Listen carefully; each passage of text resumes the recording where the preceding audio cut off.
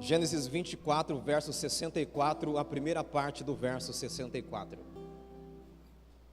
Até o primeiro ponto que tem aí. Diz: Rebeca também ergueu os olhos e viu Isaque. Só até aí, vamos ler todos juntos? 1, 2, 3. Rebeca também ergueu os olhos. Ótimo. Vamos fechar os nossos olhos em nome de Jesus. Eu queria ter mais que uma voz, mais que um amor e uma vida pra te oferecer, pois tu és muito mais que eu possa ter em meu ser.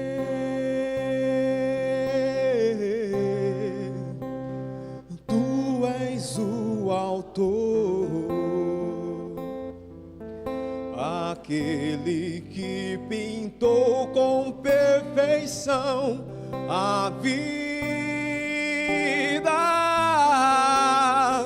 Tu és o Senhor,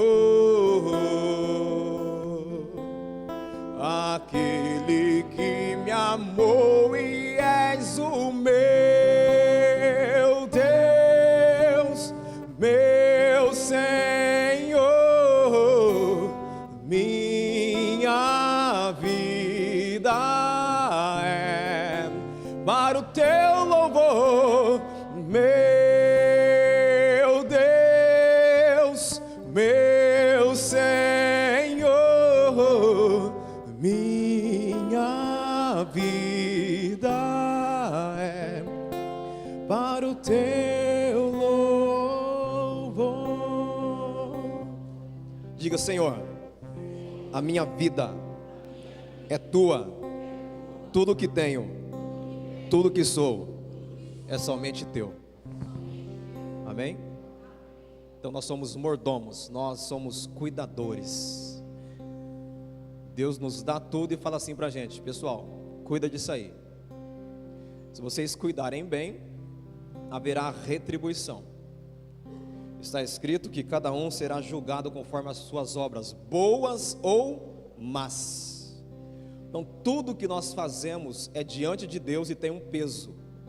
E essas obras, de quando em quando, ela volta para nós. De tempo em tempo existe o juízo de Deus. Então tem coisas. Alguém já ouviu o ditado: quem planta aqui, colhe? Isso é ditado, mas tem uma profundidade bíblica. Tudo aquilo que o homem semear, isso também colherá. Se plantamos o bem, colheremos o bem. Mas se plantamos o mal, é fato. Deus, ele não permite que uma mangueira produza limão, nem que uma jaqueira produza maracujá. É na proporção da semente. Tudo que nós plantamos, nós colhemos. Mas hoje eu quero falar um assunto muito particular, que há algum tempo não falo, que é sobre família, que é sobre casamento. O casamento, ele tem precedente no céu. O que isso quer dizer? Que Deus escolheu a Andréia exclusivamente para mim. Entendeu isso ou não? Casamento é exclusividade. Lá na eternidade, o Salmo 139 diz que o Senhor escreveu a nossa história antes da gente existir. Só Ele faz isso. Isso é a onipotência, o poder absoluto de Deus. Então lá na eternidade, Deus falou assim: em 1999, no dia 28, Josué vai se casar com Andréia. Pastor, que convicção era para ser Andréia mesmo? Lógico. Se não fosse, o ano que vem a gente não faria 19 anos de casado. Casamento é exclusividade. Deus tem a pessoa certa para cada um. A gente fala assim: pastor, prova. Adão não escolheu Eva. Prestou atenção nisso ou não? Deus coloca um sonão lá, porque se ele fica acordado, ele fala assim: essa não, essa não, essa não, essa não, essa. Esse é o homem, né? Seletivo que só. Deus coloca um sono bem pesado. Essa anestesia foi profunda. Quando ele acorda, ele fala assim: Deus acertou na mosca, era ela, era Eva. Então, casamento, queridos, quem escolhe é o Senhor. E não posso enganá-los, por isso que tem muitos casamentos em ruínas, não foi o Senhor que escolheu. Chocante, mas é isso. Adão não escolheu Eva, Deus escolheu Eva para Adão. E assim segue todos os outros casamentos. Então o casamento, o matrimônio tem precedente no céu. Por isso que a família é uma instituição divina, é o Senhor quem estabelece a família. Então quem está para casar aí, já pergunta assim: Senhor, é ou não é? Fala comigo. Não dá para perder 20 anos e depois falar: puxa Deus, não era, vamos tentar outra. Pensou? Depois de 20 anos você fala: não, acho que não era isso não. Então o casamento tem precedente no céu. Salmo 139. Os teus olhos viram o meu corpo informe, a tua mão escreveu a minha história antes que eu fosse manifestado aqui nesse planeta. Então Deus já sabe tudo. Apesar de Deus saber tudo, se chama pré-ciência. Diga comigo: pré-ciência. Mais uma vez. O fato de Deus saber tudo, Ele não interfere em tudo. Essa é a soberania de Deus. Ele deixa para nós a liberdade de definir com quem nós vamos nos casar. Mas tenho certeza que de vez em quando, no namoro, Deus fala assim: rapaz, cai fora. Ô moça, abre os olhos. Vou ajudar vocês, jovens, que querem casar. Alguns pré-requisitos básicos. Moça, observe como o rapaz trata a mãe dele. Se ele maltrata a mãe, escorraça, dá de ombro para a mãe, esbraveja com as irmãs, esse é o perfil, é o caráter dele. Ele vai achar que é isso também faz no casamento. Ele vai lá e esbravejar com a esposa, escorraçar, xingar. Homem, se a moça não faz nada em casa, não se engane, na sua casa vai ser igualzinho, ela não vai fazer nada. Observe se ela trabalha, se ela gosta do aconchego, das florzinhas, dos negocinhos. Tem uma série de coisas. Moça, observe bem se ele é trabalhador. Se ele acorda cedo, vai para a labuta. Agora, se ele acorda meio-dia, cai fora. Se a cama está toda assim dele, cai fora. Se ele não lava o tênis dele, cai fora, eu sei que vai lavar. O pastor está desfazendo os meus sonhos. Ô rapaz, observe bem se ela desperdiça tudo que ela ganha no trabalho, cai fora, ela vai desperdiçar o teu salário inteirinho também. É fato. O casamento não é a cura de quem está todo enroscado aqui antes do casamento, na vida de solteiro. O casamento é o destino. É a certificação da obra que está sendo feita na caminhada. Então tem uma série de oportunidades para a gente observar se vale a pena estar com a pessoa ou não. Na área espiritual, não se engane, se os dois não se importam com Deus, não é no casamento que eles vão se importar. Paulo registra assim na Bíblia, que os jovens cuidem das coisas do Senhor e os casados das coisas de casado. Se o jovem hoje não se importa com Deus, não é lá no casamento que ele vai ser um rapaz de oração, uma mulher de oração, de busca pelo Espírito Santo, de intimidade com Jesus, não é lá. A Bíblia dá pré-requisitos mais profundos para nós a respeito do casamento. Se o namoro é aquele namoro 220, melhor, 380, não, 13.800, não, como chama essa rede mesmo aqui? 13.800. 220 é pouco, né? Se o namoro é 13.800, se quer quebrar as regras do namoro, cuidado, esse é o caráter. A infidelidade vai vir também lá no casamento. Entende a seriedade da preparação para o casamento? Então não somos nós quem escolhemos. Mas por que Deus interfere assim? Tiago nos ajuda e fala que nós não sabemos pedir como convém. Pedis e não recebes porque pedis mal, está escrito lá. Depois a gente vai brigar com Deus, né? Já contei para vocês, né? Não adianta, se André estivesse orando por um galegão de zóio azul, vem um neguinho. Deus errou? Lógico que não, Deus é Deus. Mas depois ele fala, lá o negão que o Senhor me deu. Deus não erra. Pedis e não recebeis porque pedis mal, para gastardes naquilo que lhe convém.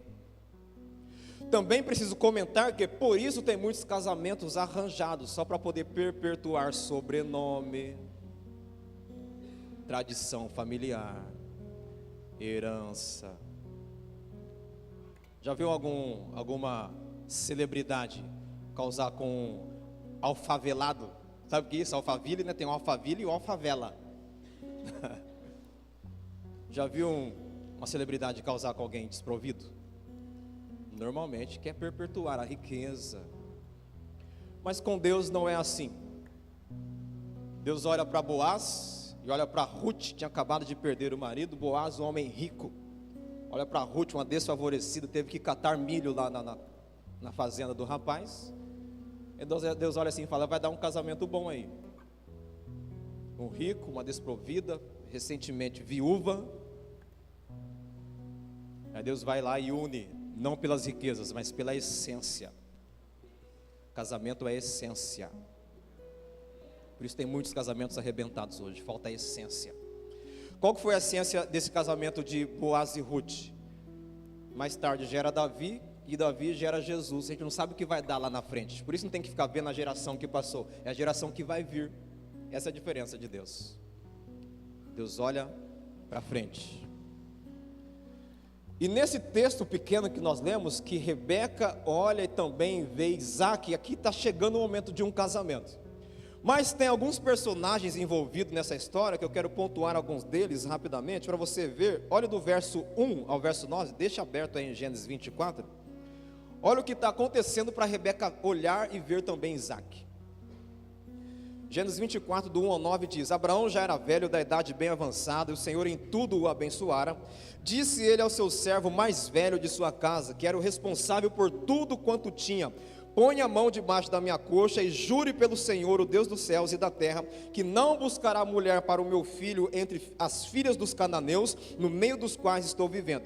Mas irá à minha terra e buscará entre os meus parentes uma mulher para o meu filho Isaque. O servo perguntou: E se a mulher não quiser vir comigo a essa terra? Devo então levar o teu filho de volta à terra de onde ele viestes? Cuidado, disse Abraão, não deixe o meu filho voltar para lá. O Senhor, o Deus dos céus, que me tirou da casa de meu pai e da minha terra natal, e que me prometeu sob juramento que a minha descendência daria essa terra, enviará o seu anjo adiante de você, para que de lá traga uma mulher para o meu filho. Se a mulher não quiser vir, está livre do juramento, mas não leve o meu filho de volta para lá. Então o servo pôs a mão debaixo da coxa de Abraão, seu senhor, e jurou cumprir aquela palavra. Só até aí por enquanto.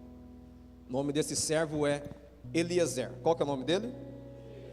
Eliezer é como se fosse o comandante dos empregados de Abraão. Uma média de 318 funcionários naquela época Abraão tinha.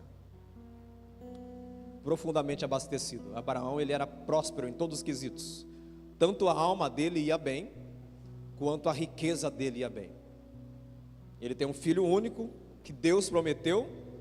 Aí chega o momento desse jovem se casar, e ele pega esse funcionário, que cuidava de tudo de Abraão, que nunca lapidou nada de Abraão, e Abraão fala: agora a missão é com você buscar a noiva do meu filho. Como que era o casamento hebreu? Normalmente, eles se preparavam durante um ano, se chamava Kiddushin ou Enusim. Kiddushin é o nome hebraico de noivado. No noivado, o rapaz se apresentava para a noiva, oferecia joias para ela, colocava um anel no dedo indicador dela e fazia um juramento diante de testemunhas numa casinha chamada Rupá, em hebraico também.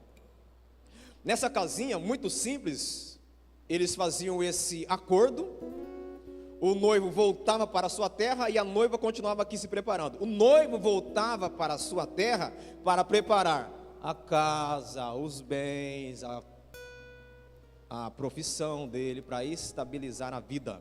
Porque quando casar, ele não vai ficar pensando em casa, pensando em profissão, pensando em formação. Lembrando que a maioridade em Israel era 30 anos. Diferente no Brasil, que ainda querem reduzir a maioridade de 30 anos em Israel. Então, durante um ano, era o noivado. E essa viagem longa que o Eliezer, ele empreende, ele vai e obedece tudo que Abraão pede para ele fazer. Ele não mudou nada no princípio. Teve algumas dúvidas, ele falou, mas se a moça não quiser vir, é Isaac que vai? E Abraão, ele é firme na proposta que Deus deu ao coração dele. Não, Deus prometeu que havia descendentes nessa terra de Canaã, então é aqui que Deus vai fazer prosperar. Querido irmão e irmã, não tenha medo. Se Deus te plantou aqui em Lins, é aqui que Ele vai fazer te prosperar. Se Deus te plantou lá naquele trabalho, por mais que você fale, não aguento mais esse lugar, é nesse lugar. Se Deus te plantou lá, é lá que Ele vai fazer você prosperar. Como foi aberto ao culto nessa noite, quantas vezes nós nos cansamos, estamos estressados, estamos angustiados. Mas nessa noite o Senhor traz um refrigério, nos traz a lugar seguro de novo, porque Ele fez promessas para nós e o que Ele prometeu, Ele é fiel para cumprir. Então Eliezer, ele cumpre, ele é um servo obediente. Diga comigo, Eliezer é um servo obediente. Irmãos, por ele ser servo, então frequentemente ele recebia ordens. Como nós estamos no quesito receber ordens? Vamos começar dos nossos filhos. Por exemplo, fulano, guarda a toalha. O fulano vai na hora, o filho vai na hora, guarda a toalha. E esse chinelo aqui, guarda lá. Irmãos, a gente pega, sabe aqueles megafone de polícia? Olá, você se renda, aquele negócio de negociação de filme. A gente pega o megafone em casa, põe na orelha da criança e fala, guarda a toalha. Uma criança está assim, na nossa frente, ó, jogando. Não entende mais o que é ordem. Deixa eu avisar para as crianças hoje aqui, papai e a mamãe falou, é ordem. Tem que ficar mandando em casa? Não, mandar é uma coisa, ordenar é outra. Mandar é quando nós não temos mais autoridade, a gente tem que mandar. Mas quando nós temos autoridade, é só ordenar. Vamos ver a atitude de um policial na estrada. Gosto desse exemplo. Está lá, fardado. Só faz assim para a gente. Encosta. Alguém passa desbaratinado, irmão, na blitz? Pode estar tudo errado o documento. O coração já começa assim, se estiver errado, né, o documento, né? Para não passar por isso, não sai de casa se estiver errado o documento. Entendeu a diferença? Bom, acho que não é o caso aqui. Acho que não tem ninguém que dirige sem habilitação, né? Acho que não é o caso aqui. Não tem? Não dirige, simples assim. Mas o garotão já tem 17, pastor, estou treinando. Isso, tem uma autoescola que treina. Aí depois ele vai lá e é habilitado. Quando o guarda faz assim, irmãos, ele tem uma autoridade, ele ordena, ele não manda, ele fala assim, para. E quando para, ele tem algumas procedimento padrão, isso é muito comum no meio militar. POP, procedimento operacional padrão. Documento pessoal e do veículo, por favor. É assim ou não é? Aí você dá com um plastiquinho, eles falam assim, retira da capinha, por favor. Eles gostam de dar ordem, são autoridade, irmãos. E a gente vai lá e vai cumprindo tudo. Mesmo que você está correto, irmãos, a grande maioria, isso aqui é pesquisa, a grande maioria fica com medo, está tudo certinho, documento em dia, habilitação em dia, tudo regularizado. O pessoal fica assim perto do guarda, está tudo certo. Não sei por quê. Na verdade eu sei, é uma autoridade. Mas os nossos filhos hoje, não fica assim mais. A percepção de quem é autoridade está cada vez menor. Irmãos, então não se engane. O filho que não nos obedece, ele não vai obedecer o professor na escola. O filho que não nos obedece, ele não vai obedecer os avós quando estiver na casa dos avós. Abrindo parênteses para os avós. Por favor, avós, não estraguem os netos. A gente leva bonitinho como pai, como mãe. Irmãos, quando volta da casa da avó, você não sabe que escola que ele foi. Aí você tem que reensinar tudo. Esses dias eu ouvi de uma avó, ela mora em São Paulo. Ela estava passeando por aqui, vó também de primeira viagem. Ela falou: pastor, tem uma coisa que quebra qualquer vó. É quando o netinho chama a gente de vovó querida. Arrebenta mais ainda quando diz assim: vovó, eu te amo. Pastor, a gente dá tudo para uma criança que fala isso. Mas eu preciso alertar os vovôs e as vovós que normalmente a gente dá essa colher de chá porque a gente não conseguiu suprir com os filhos. A gente vai lá e tenta suprir tudo na vida do neto e acaba destruindo a educação dos netos. Mas no princípio da ordem, o que o papai e a mamãe falam em casa, vou ajudar então os papais e a mamãe, combina também lá com o vovô e com a vovó. Ó, mamãe, papai, lá em casa está sendo assim agora o tratamento dele e dela, da criança. O Eliezer era um servo obediente. Irmãos, como está o nosso nível de obediência quando alguém nos ordena alguma coisa? A gente tenta mudar, fazer um esquema. Então a característica linda de Eliezer é a obediência. E não me engana, ou não passa nem despercebido, o porquê que ele ocupava essa posição de excelência na casa de Abraão. Abraão não se preocupava com o cartão de crédito dele, era Eliezer que cuidava. A gente pode ter um funcionário assim? Um servo assim, ó, está aqui meu cartão ilimitado. Pensou? E detalhe do Eliezer, ele ajudava Abraão a prosperar o seu negócio. Nessa viagem aparece também a figura do Isaac. Leia do verso 19 e 20, por favor. De Gênesis 25, avança uma folha, não é mais o verso 24, é o capítulo 24, é o capítulo 25, verso 19 e 20.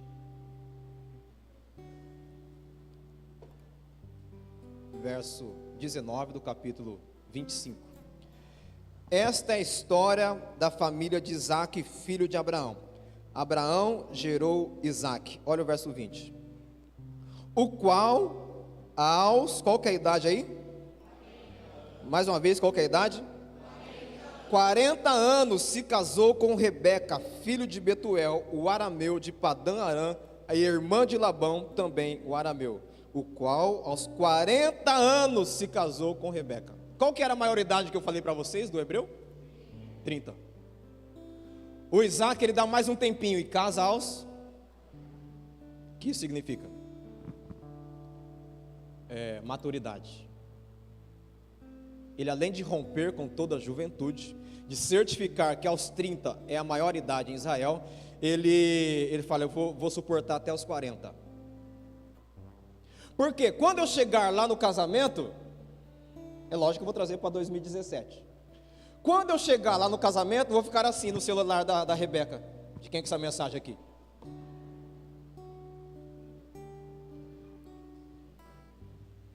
A mulher entra em casa, onde você estava? Não, aos 40 anos, o Isaac, ele decide se casar. Deus prepara tudo isso. Ele vai para o casamento amadurecido. Quem vai para o casamento aos 40 anos, e aqui o 40 tem algumas instruções bíblicas desse número 40, que quer dizer um período longo, um período extenso, um período completo. 40 dias de jejum de Moisés, 40 dias de Elias, 40 dias de tentação de Jesus, e assim vai. O número 40, ele também representa um período para avançar à maturidade. 40 anos no deserto, Deus dando a chance do povo se arrepender, e eles não mudam a ideia e morrem no deserto. É outra geração que entra na terra prometida. Queridos, quando nós chegamos aos 40 anos, tem que mudar o ciclo. Não pode mais ficar as briguinhas lá. Irmãos, tem um casamento sendo separado por causa de WhatsApp. Chega, não dá mais. E essa foto aqui? Estou falando bobeira, queridos? A gente está entrando escondido no Facebook do outro para ver quem são os amigos. A lista de 800 amigos, fica lá. Vamos ver quem está aqui. Irmão, vamos para os 40 anos, em nome de Jesus. Vou repetir. Por que a sua esposa não sabe a senha do seu celular? Por que você não sabe a dela? Esses são os problemas de hoje. Que Isaac escolheu romper, não viver com isso, com essa imaturidade. 40 anos, está pronto para casar. O qual aos 40 anos se casou com Rebeca. Esse se casou, ele cumpriu. Deixará o homem, o seu pai e a sua. Apertou o negócio, está lá o homem. Mãe.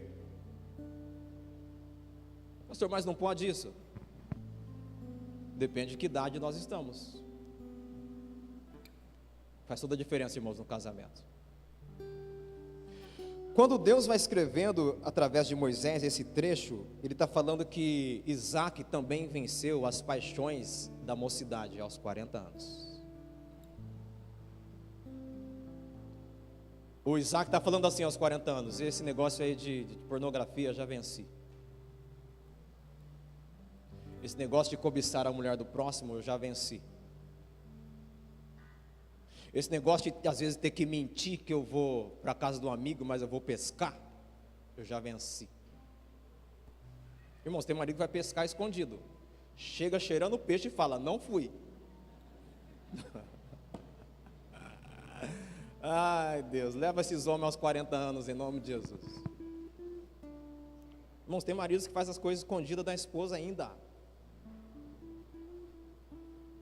Ah, amor, estava fazendo hora extra, estava nada. Foi curtir aquele futebol de salão com a galera. Que às vezes a esposa não aprova mais a vida futebolística daquele craque perneta. Ele tem que ir escondido. Falta ir para os 40 anos. Irmãos, aos 23, 24 mais ou menos, eu achei que era jogador de vôlei ainda. Coloquei o shortinho de catar goiaba, pus a joelheira. Vou para a quadra, vou jogar. Alguns conheceram aí minha adolescência. Olha lá, fica quieta, tá bom já. Cheguei lá, sentei na arquibancada, arrumando o tênis, a joelheira e tal. O Espírito Santo falou assim: o que você está fazendo aqui? Passou esse ciclo. Tem esposa, tem filha. Você viaja semanas por exército, agora você vai querer jogar vôlei. Irmãos, ficava semanas fora no exército. Aí o Espírito Santo também dá aquela buzina. Irmão, quando ele falou assim: o que você está fazendo aqui? Deu vontade de sair correndo da quadra, porque eu já entendi o recado do Espírito Santo. Acabou o vôlei aquele dia lá, irmãos. Mas não, a gente casa e quer levar a vida ainda de solteiro para o casamento. Casou, deixará o homem, o seu pai e a sua mãe, unir-se à sua mulher, e ambos serão uma só carne. Pastor, mas não posso mais nada, então o senhor está falando hoje? Concordância, essa é a palavra. Irmãs, não se movam, por favor, com o que eu vou falar agora. Mas qual que é a mulher que fala assim domingo de manhã: amor, está aqui a chuteira? Que mulher fala isso?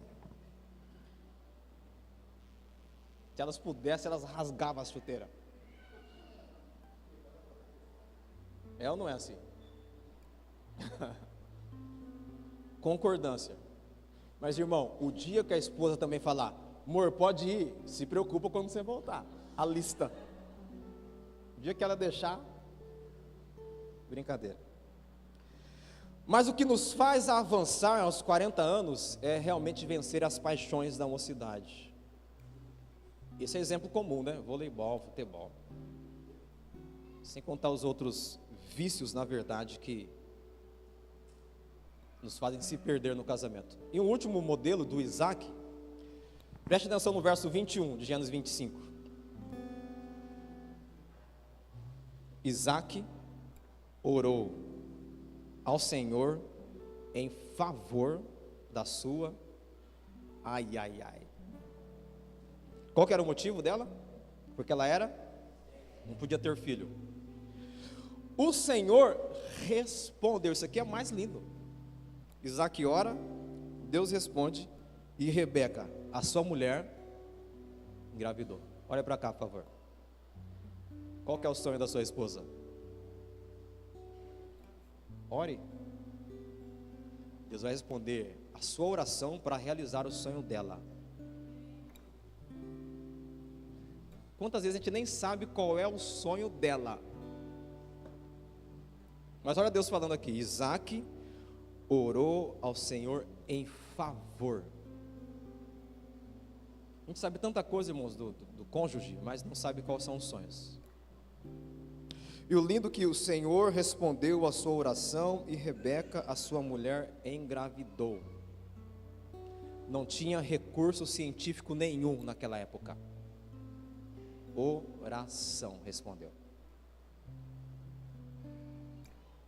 Homem, se quiser ver a mulher feliz, ore por ela, e o Senhor responde. Pedro nos ajuda que quando nós coabitamos sem entendimento, sem concordância, isso é grave agora, diz que até as nossas orações são impedidas, interrompidas. Então sabe esse pega que a gente às vezes vive em casa? A gente vai lá para Deus orar, Senhor, faz aquela lista de coisas que quer para Deus. Aí Deus fala assim, se conserta lá com a esposa primeiro, depois você vem falar comigo. Sem coabitar com entendimento, as orações são impedidas. Por isso que muitas vezes nós ficamos no mesmo ciclo, não rompe, falta de acordo. Olha o que está escrito em Amós: como andarão dois juntos se não estiver de comum acordo? Isso em qualquer aspecto da vida, concordância. Então Isaac, um homem de oração, e um homem que rompeu e casou na maturidade. Olha só Rebeca agora, volte para o Gênesis 24, por favor.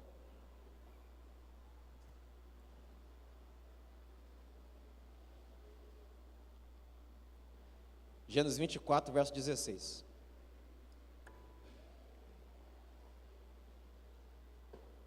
As irmãs se ajeitam agora na cadeira aí. Ai, ai, ai. A jovem era bonita? Muito. A jovem era muito bonita e virgem. Preste atenção no português agora. Tem um ponto e vírgula. O Moisés poderia parar nisso aí. A jovem era muito bonita e virgem. Aí ele vai fazer uma explicação. Ele fala assim, deixa eu aprofundar, deixa eu mudar aqui, ponto e vírgula é isso. Deixa eu mudar aqui, mas está relacionado. Nenhum homem tivera relação com ela. Aí ele entra no mesmo versículo com o que ela fazia. Rebeca desceu à fonte, encheu o cântaro e voltou. O que isso quer dizer? Tem instruções maravilhosas para nós. Primeiro, a beleza da Rebeca era evidente, exterior também. Só era evidente essa beleza exterior porque o seu interior ele era curado. Um interior resolvido, com certeza, está escrito Provérbios, que um coração alegre, os Salmos, ele formoseia o rosto. Quem lembrar pode falar depois. O coração alegre, ele formoseia. O coração alegre não exige maquê. O coração alegre não exige sombra. O coração alegre não exige make-be. O coração alegre não exige artificialidade. O coração alegre, ele formoseia o dia que nós mais estamos tristes, é o dia que a gente mais se produz. Estou certo ou estou errado? Deixa eu falar algo muito profundo. A gente se maqueia hoje nos velórios. O judeu fazia diferente, ele jogava terra na cabeça um dia de luto. A gente quer se produzir para ir no velório do conhecido, da conhecida. A gente não quer mostrar que está triste. A gente usa óculos escuros no velório, porque não podem ver a nossa verdade. A Rebeca era muito, irmãos, não tinha recurso nenhum para poder essa beleza ser tão evidente. Como então nós entendemos que essa mulher, ela era muito bonita? Por causa da segunda parte.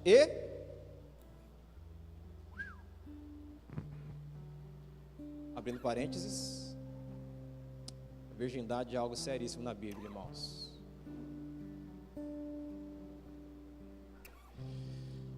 Tem jeito para quem peca nessa área? Tem jeito.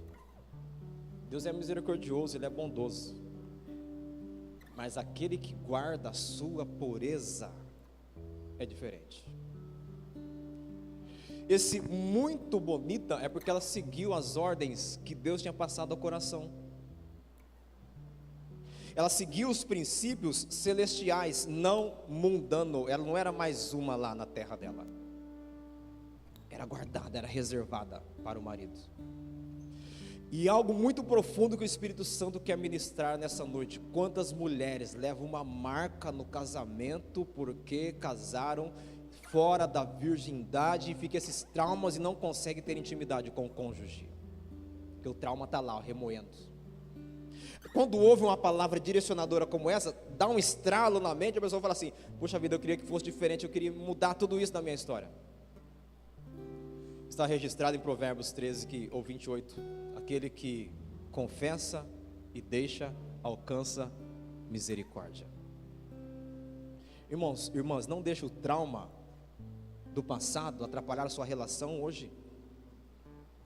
Não deixe o trauma que viveu na infância atrapalhar a sua vida hoje, porque quem realizou o casamento, quem abençoou a tua vida, verdadeiramente derramou uma bênção do Senhor, e nessa bênção vem a cura, vem a restauração, vem o renovo, vem a nova história. Então deixa o Espírito Santo continuar ministrando na tua vida. Mas se ainda há esse trauma, não perca tempo em colocar aos pés de Jesus, lançando sobre Ele todas as vossas ansiedades, porque Ele tem cuidado de vós. É assim que está escrito.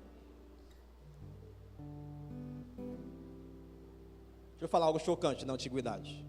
Na época de Abraão e Sara era assim. Não existia cama de casal. Gênesis 18 fala que quando os anjos vão visitar Abraão, Abraão está na sua tenda, no verso 1. Aí vem os anjos dar um recado para Abraão, aí Abraão corre para a tenda de Sara. Tinha a tenda de Abraão e tinha a tenda de Sara. Não, irmãos, era tradição isso aqui. Cama de casal é recente. Por quê? Porque o ponto alto do casamento não é a relação íntima, é a convivência. A relação íntima é um troféu de Deus no casamento só. É lá que a Bíblia confirma isso. Pastor, como que faz então? Se a gente já pecou, a gente já se lambuzou tudo. Peça perdão, se arrependa, não pratique mais e bora servir a Jesus. Vencer as paixões da mocidade. A segunda parte fala que ela desceu a fonte, ou seja, foi trabalhar. Encheu o cântaro, não fez nada pela metade, e voltou e concluiu o seu trabalho. A Rebeca era uma mulher dedicada ao trabalho. Formosa, dedicada ao trabalho. Diga comigo, formosa e dedicada ao trabalho. Irmãos, por causa da exigência das rotinas nossas hoje, algumas mulheres estão perdendo essa dedicação ao trabalho. Não digo ao trabalho externo. Como a guerra está intensa, como que eu vou conseguir manter essa casa, pastor? Rebeca, muito bonita e dedicada ao trabalho. É esse conjunto, irmãos, que faz a obra ficar plena, perfeita. Muitas vezes estamos bem só no maquê. Dá uma pensadinha na sua pia agora. Nossa, pastor, logo nela.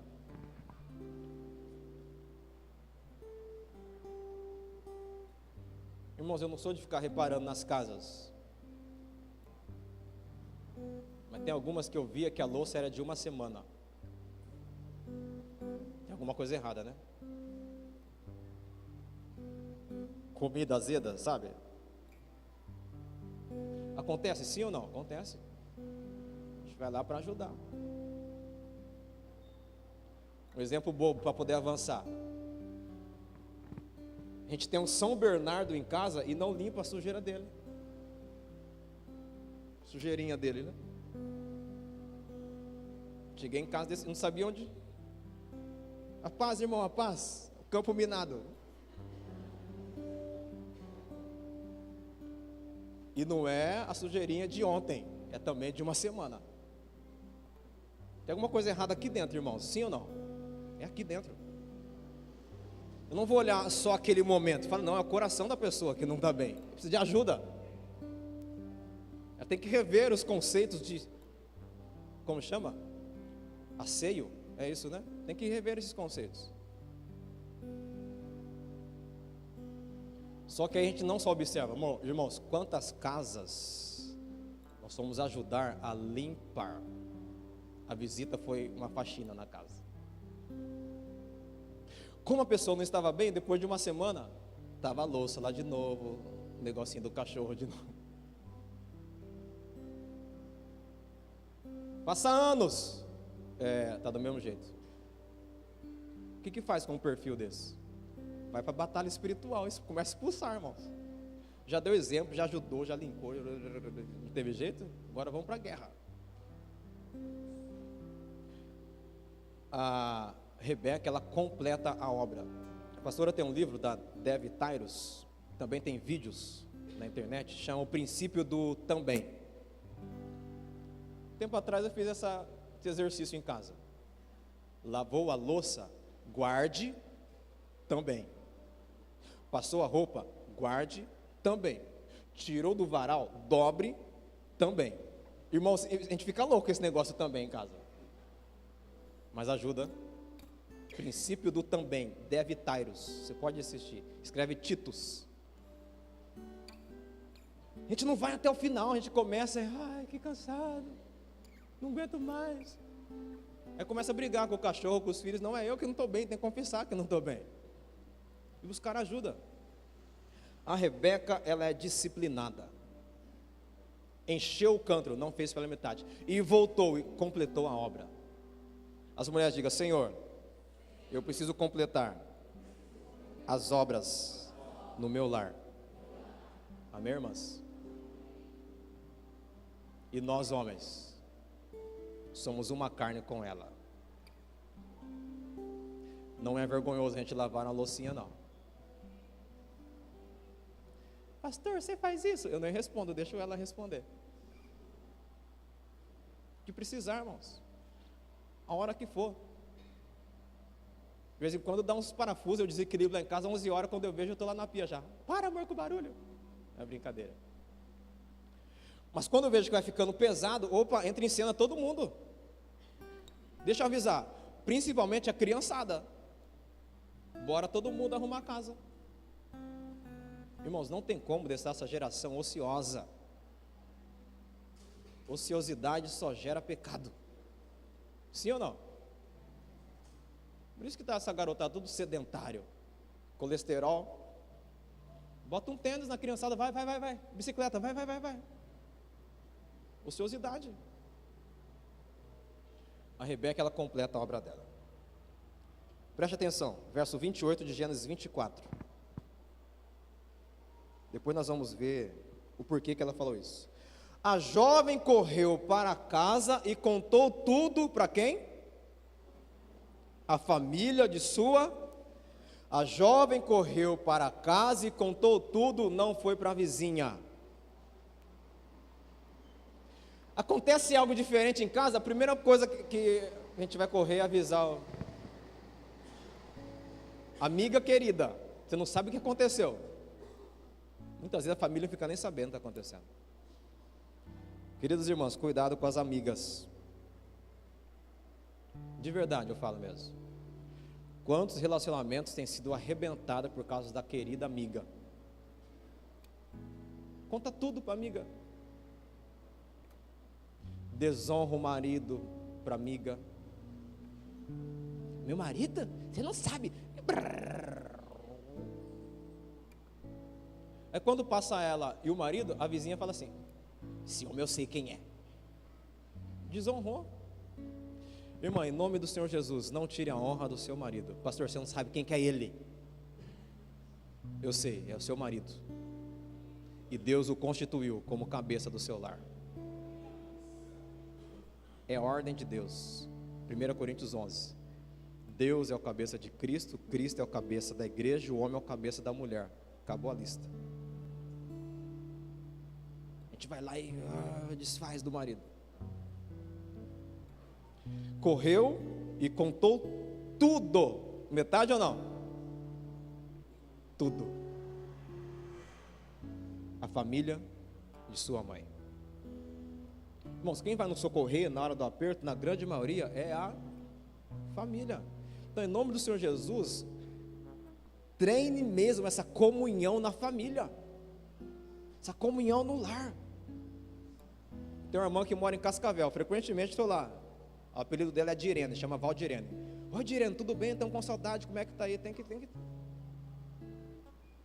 É a família, é os da casa, é quem vai nos ajudar. Mas muitas vezes, de fora de casa, sabem muito mais sobre nós do que a própria família. Mas como, irmãos, tudo isso aqui que eu li para vocês é um tipo, Eliezer é um tipo de pessoa, Rebeca é um tipo de pessoa, Isaac é um tipo de pessoa, eu quero nessa última parte falar sobre essa tipologia. Eles são personagens tipológicos. Diga comigo, personagens tipológicos. Então eles representam o tipo de alguma coisa lá na frente. Então existe o tipo na tipologia. Essa é uma disciplina da teologia. Existe o tipo e o antítipo. O tipo, ele aponta lá para o futuro, para aquilo que vai ser uma realidade. É um modelo uma expressão muito pequena aqui, mas aponta para uma realidade lá. O próprio servo Eliezer nessa história não é só o servo de Abraão, ele é um tipo de uma pessoa da Trindade, chamada Espírito Santo. O Eliezer é um tipo da pessoa da Trindade chamada Espírito Santo, um servo obediente. Mas por que essa realidade? Por que o Eliezer cumpre esse papel da pessoa do Espírito Santo? Porque está escrito no Novo Testamento que as coisas do Velho Testamento é uma sombra das coisas que iria acontecer. A realidade mesmo está em Cristo, Colossenses 2,17. Tudo o que acontece no Velho Testamento, essa Bíblia que você lê de 39 capítulos, 39 livros no Velho Testamento, está apontando o tempo todo para Jesus. A Bíblia toda fala sobre Jesus. A Bíblia toda. E aqui não é diferente desse casamento. Ouça isso, volte aí no verso. Não, antes de você voltar no verso. Ouça alguns tipos no Velho Testamento. Ouça rapidinho aqui. Adão e Jesus. Adão, o primeiro homem na história da humanidade. Cristo é o primeiro na nova criação. Adão é o primeiro que peca e impede o caminho para o paraíso, porque Deus colocou um querubim na porta do paraíso e fala que ninguém passa. Jesus é aquele que abre um novo e vivo caminho para o santuário de Deus. Adão é um tipo. Abel é outro tipo. Abel teve uma expressão de alegria, Eva teve uma expressão de alegria quando Caim nasceu, pensava que Caim fosse o varão prometido, fosse a semente. Jesus foi desprezado e o mais indigno entre os homens. Abel o chamou pelo nome de vaidade, e essa Eva chamando Abel. Coisa sem muita importância. Jesus foi desprezado, Jesus ofereceu o seu próprio sangue, Abel foi o maior sacrifício, Abel foi morto inocentemente, Jesus foi entregue também inocentemente. Abel e Jesus é um tipo. Só mais uma relação, José e Jesus. Lembra do José do Egito? José, ele é amado pelo pai, Jacó. Jesus é amado pelo Pai. Mateus 3,17, no batismo de Jesus. Esse é meu filho amado em quem eu tenho prazer. José, ele é odiado pelos irmãos. Em João 15,24 fala que Jesus também é odiado pelos irmãos. José é enviado pelo Pai. Jesus é enviado pelo Pai. José é vendido. Jesus foi vendido. José foi tentado. Mulher de Potifar. Jesus foi tentado.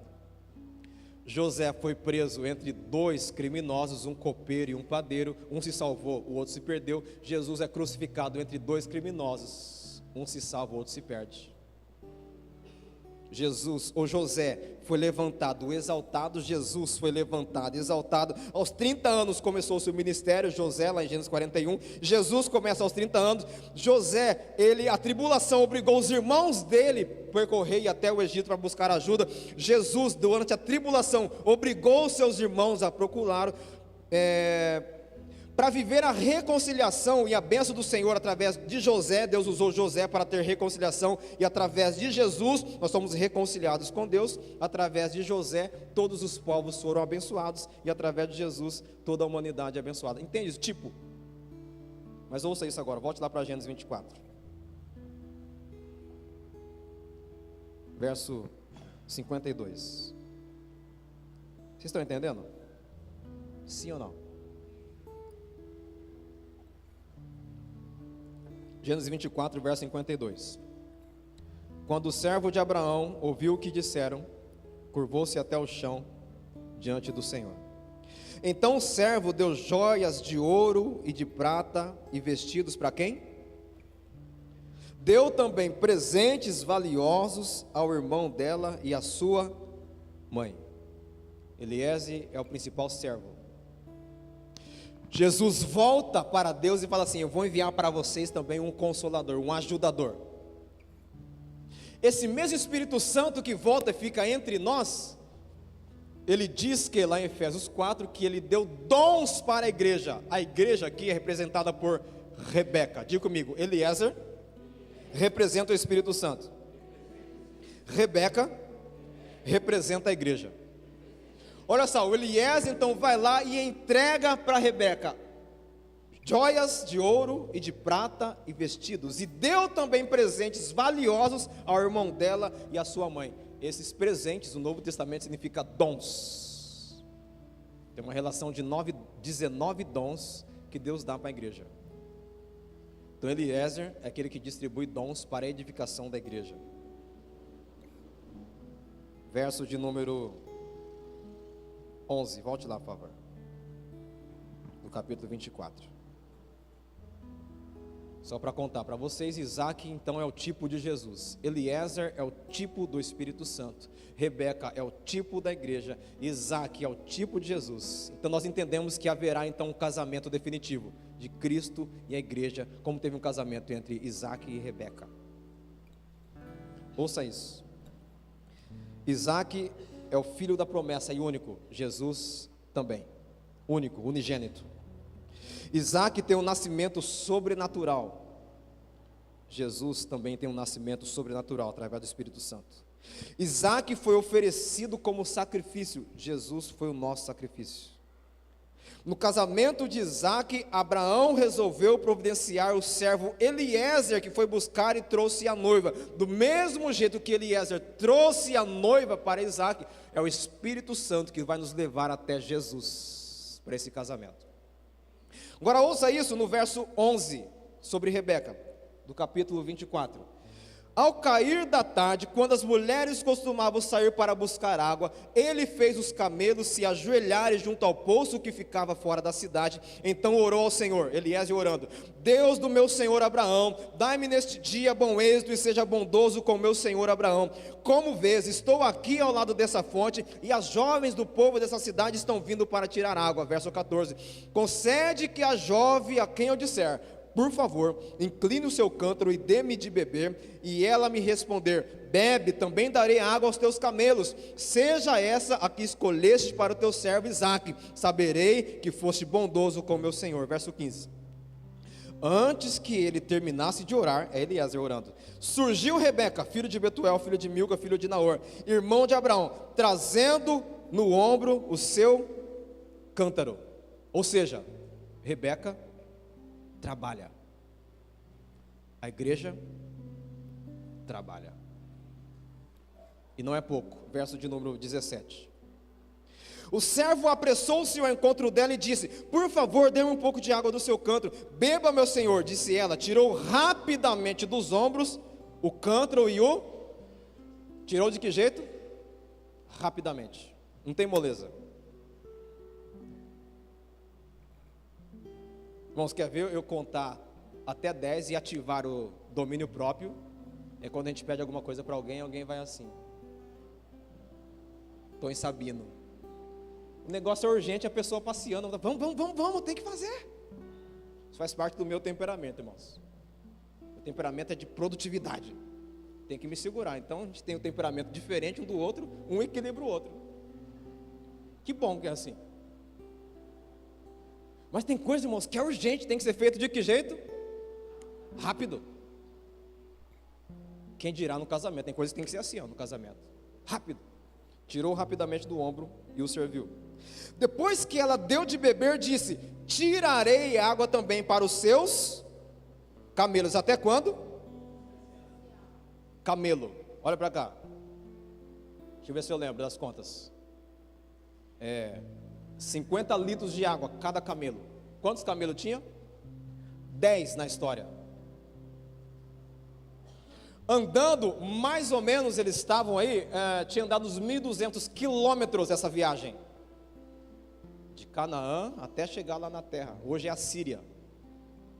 10 camelos com sede, 50 litros d'água para cada um, Luiz. E tomou até a Rebeca. Trabalhou, sim ou não? Rapaz do céu. Trabalhou e muito. E por iniciativa, o Lies não falou assim: eu quero água para mim. Ela falou assim: só você?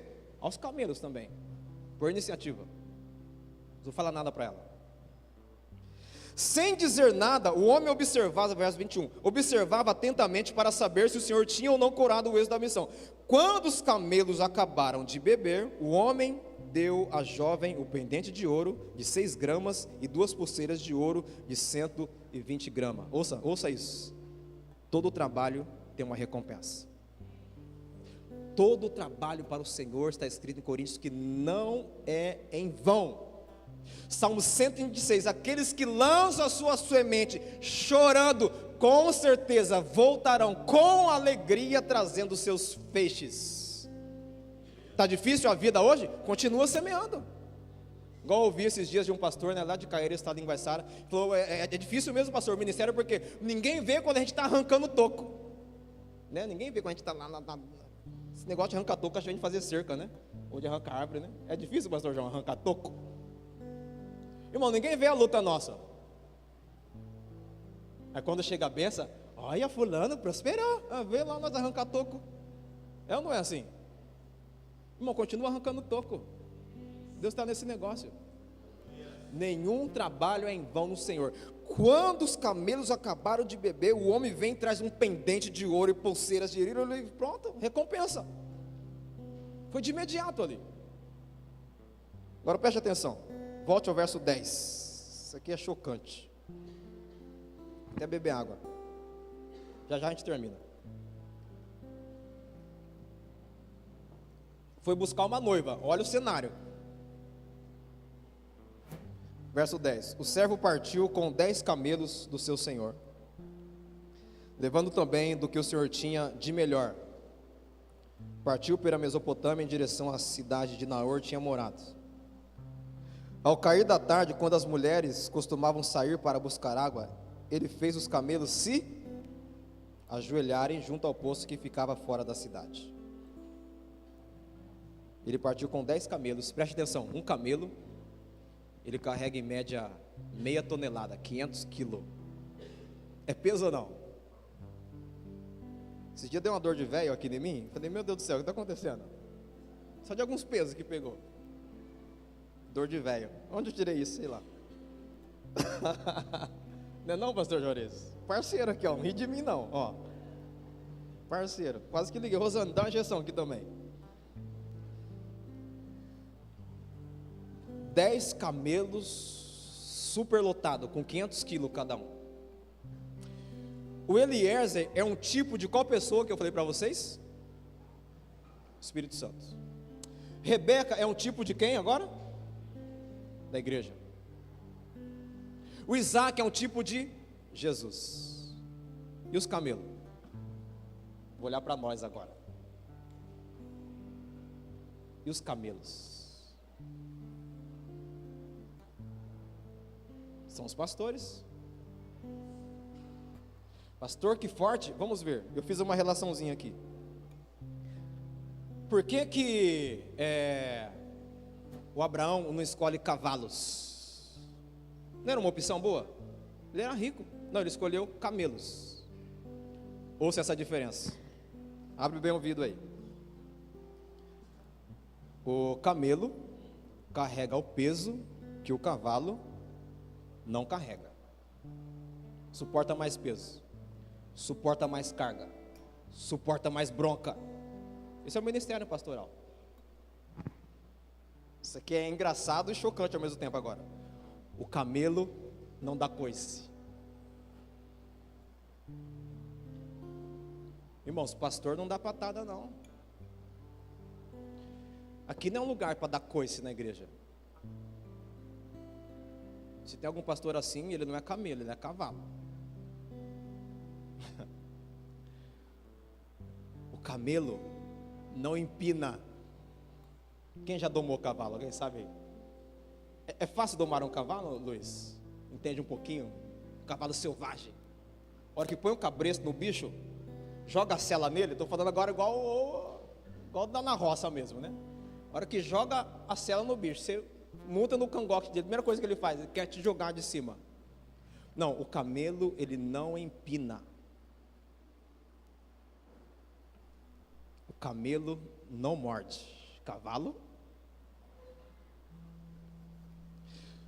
Camelo não se ajoelha para servir. Melhor, o cavalo não se ajoelha para servir. A gente tem que colocar uma sela. Como chama aquele negócio para subir na sela? Tem que pôr um estribo, porque o cavalo está lá assim, ó. É cavalo. O cavalo é tratado em baia para servir ou mostrar e exibir a beleza dele. Esse é o cavalo. O camelo não tem beleza porque ele enfrenta lugares desérticos. Isaías 53 fala que não havia beleza alguma em Jesus para que o desejássemos. Aí quando chega o Eliezer e os camelos, a Rebeca fala assim: camelo não é maltratado, camelo também se alimenta. Camelo não fica de lado, o camelo ele é cuidado também. Não vai só o Eliezer para casa, os camelos também vão lá para casa. A Rebeca, a igreja, cuida bem do camelo, do pastor. Chocante isso. Não do cavalo, do camelo, que é bem distinto uma coisa da outra. Quando a Rebeca, ela enxerga essa dificuldade, ela fala: nem imagino de onde vocês vieram, mas esses camelos estão precisando de ajuda. Irmãos, começa a ler coração e afeição do seu pastor. Quando precisar de ajuda, vai lá e dê água. Mas sabe qual que é a realidade hoje? Tem que passar um deserto mesmo. Irmãos, que tem de pastores morrendo de parada cardíaca, estresse, depressão. A Rebeca não está dando água. Ouça isso, Hebreus 17. Obedeçam aos vossos líderes e submetam a autoridade deles. Eles cuidam de vocês como quem deve prestar contas. Hebreus 13:17. Obedeçam-lhe para que o trabalho deles seja uma alegria e não um peso. Por isso, não seria proveitoso para vocês. Se o pastor de qualquer igreja sofre, o povo sofre. Sabia disso ou não? É fato, é bíblico. E nesse casamento aqui, que Eliezer está preparando e levando de volta lá para Isaac, fica claro que todos são cuidados. E quem dá a água é a Rebeca. Quem dá refrigério, isso é Provérbios: aquele que dá refrigério também receberá refrigério. Os camelos representam a liderança da igreja, que leva o peso, que leva a carga, que atravessa o deserto, que suporta tudo, frequentemente se ajoelha, que não sai mordendo, que não sai dando coisa. Esses são os pastores. Mas para finalizar, ouça isso, verso 54 ao 58. O Eliezer foi para a casa da Rebeca. Chegando lá, tem uma festa e chega a hora de partir para casar. Ouça isso, verso 54. Gênesis 24, 54. Depois ele e os homens que o acompanhavam comeram, beberam e ali passaram a noite. Ao se levantarem na manhã seguinte, ele disse: deixe-me voltar ao meu senhor. Isso aqui é Eliezer falando, olha para cá, por favor. Jesus, quando ele ressuscita, ele fala assim para os discípulos: eu vou para o Pai, mas enviarei para vocês outro, ele vai cuidar de vocês.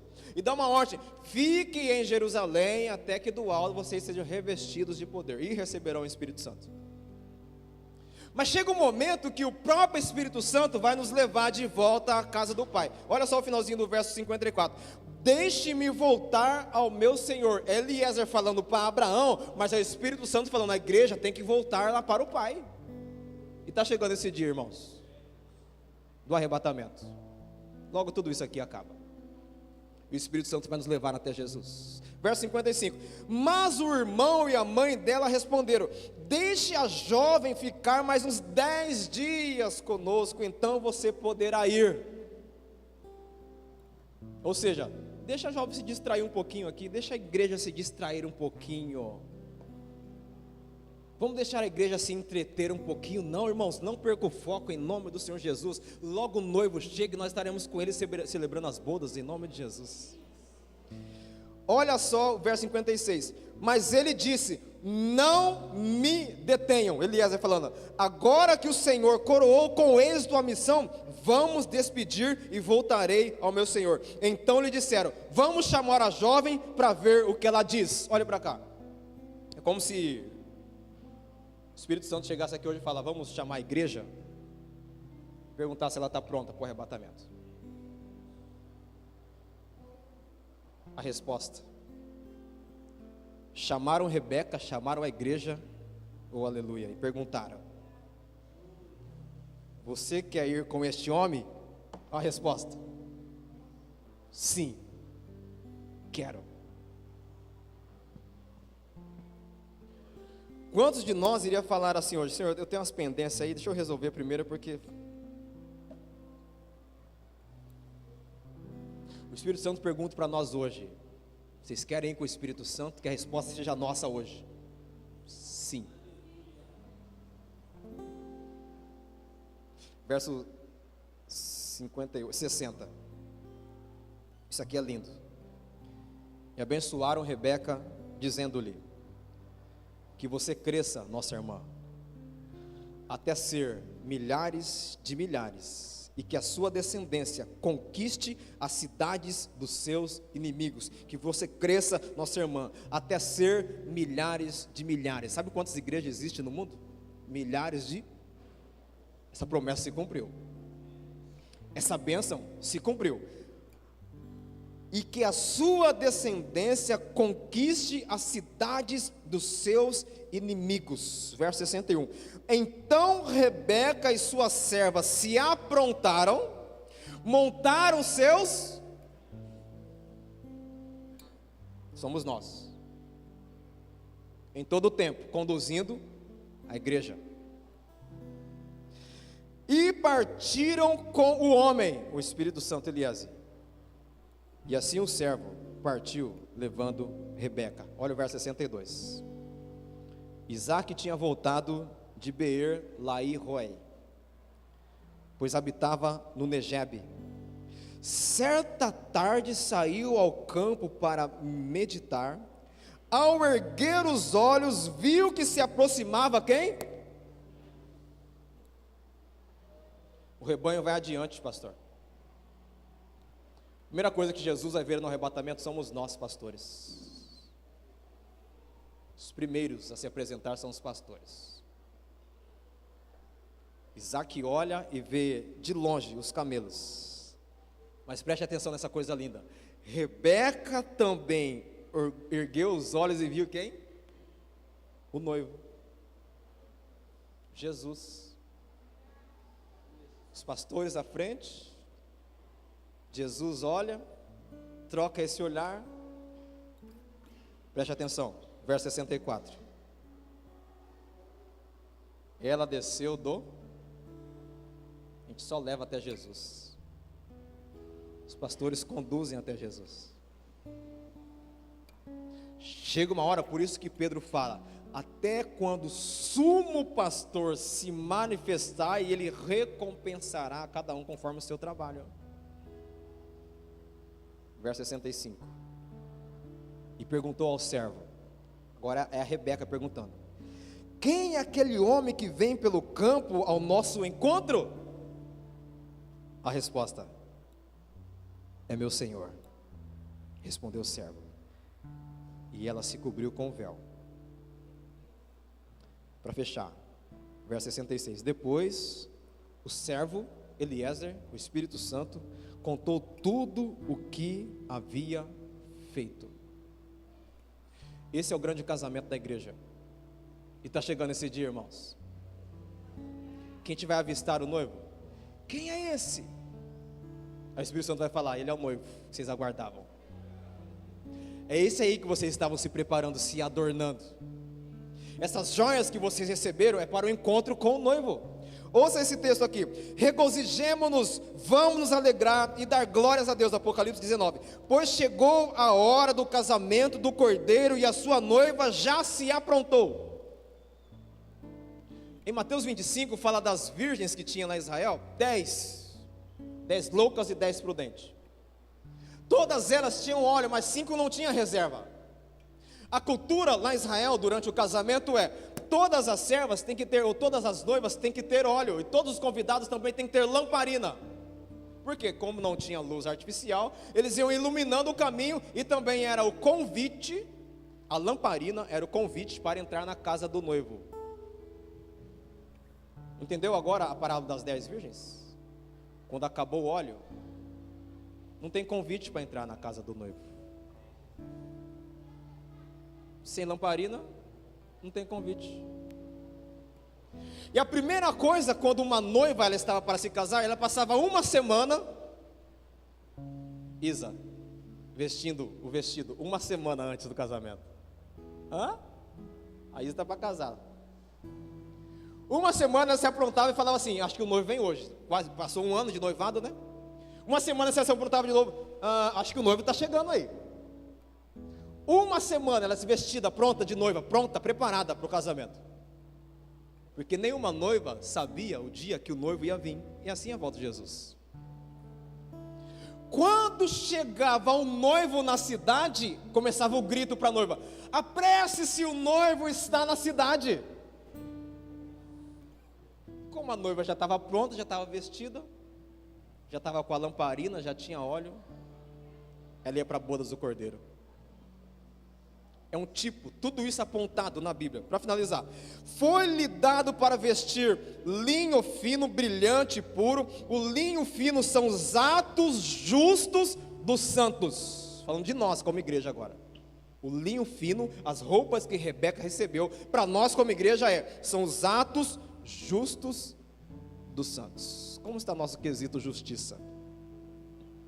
E o anjo me disse: felizes os convidados para o banquete do casamento do Cordeiro. E acrescentou: essas palavras são verdadeiras de Deus.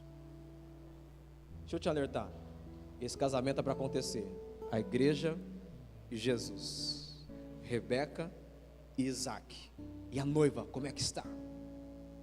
Se coloque de pé, por favor.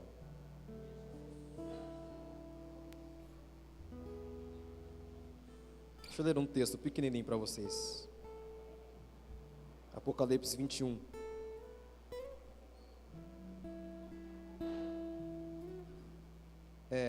Adriano, ré maior, por favor.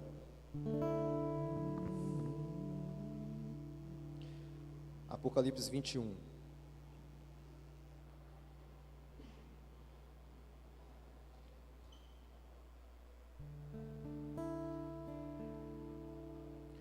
Verso 9.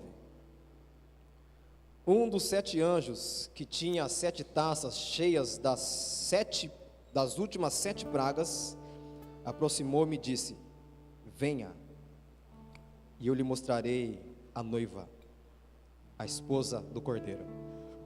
Irmãos, quando fala de noiva, está falando de gênero masculino, feminino. Falando da igreja, de mim e de você. Mas no finalzinho desse trecho diz assim, verso 23: a cidade não precisa de sol nem de lua para brilharem sobre ela, pois a glória de Deus a ilumina. E o Cordeiro é a sua candeia.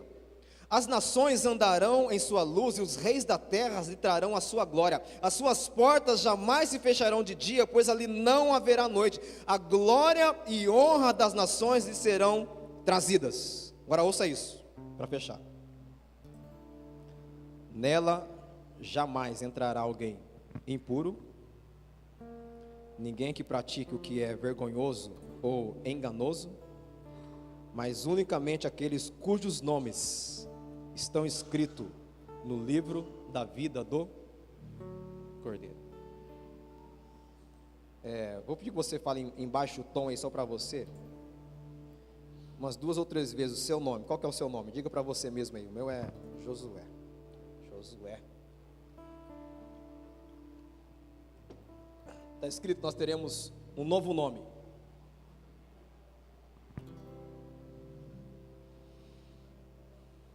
Que só Jesus sabe esse nome. Lá na eternidade Ele vai chamar a gente por esse nome. O Espírito vai testificar dentro de nós, Luiz, que esse nome é meu e seu, único, exclusivo.